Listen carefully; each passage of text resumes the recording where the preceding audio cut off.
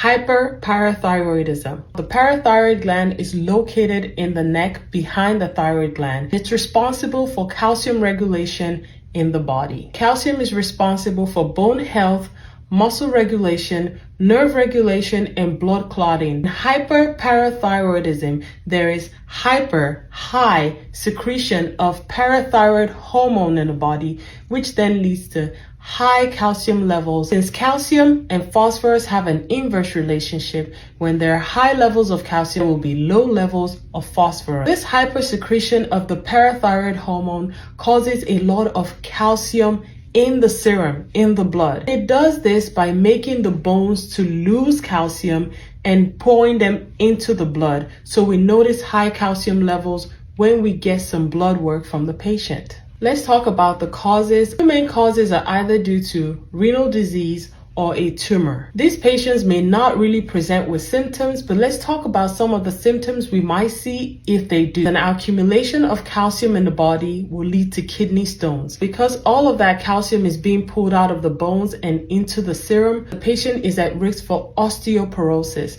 and also they may experience bone and joint pain, muscle weakness, and muscle fatigue. Hypercalcemia and hypophosphatemia is abdominal pain and constipation, which can also lead to nausea and vomiting. Hypertension. The treatment for hyperparathyroidism usually involves removing the parathyroid gland and managing that kidney disease. So what is your job as the nurse? The patient is at risk for constipation and the patient is at risk for getting kidney stones. So you want to increase hydration, a minimum of 2,000 mL a day. Also, we know that there's high calcium levels in the blood, and vitamin D is essential for absorption of calcium. The low calcium, low vitamin D diet. Due to the risk of kidney stones, we're also going to be straining the patient's urine so we can catch any kidney stones. Due to the bone weakness, bone pain, joint pain, to make sure you have fall precautions in place and advise these patients on how to prevent falls that may lead to significant fractures.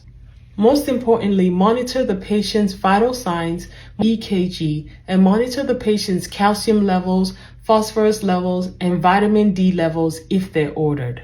So I hope that this helps you on your review of hyperparathyroidism. Let me know in the comments below if you have any questions.